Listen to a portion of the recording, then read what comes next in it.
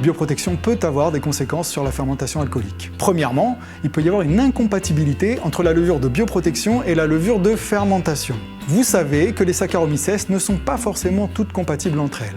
C'est pour cette raison que nous déconseillons de relevurer après l'ajout d'une Saccharomyces en bioprotection. Le risque existe aussi lorsque nous utilisons une levure non Saccharomyces fermentaire en bioprotection. Que se passe-t-il concrètement?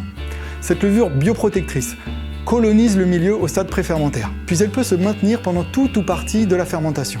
Elle coexiste alors avec la Saccharomyces. Dans certains de nos essais, Torula spora représente la moitié des levures présentes à mi-fermentation alcoolique.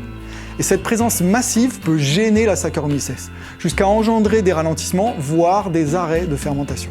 Donc la compatibilité des souches doit être vérifiée avant ou indiquée par le fabricant. En revanche, nous n'avons pas constaté d'incompatibilité entre les souches non Saccharomyces non fermentaires et les LSA.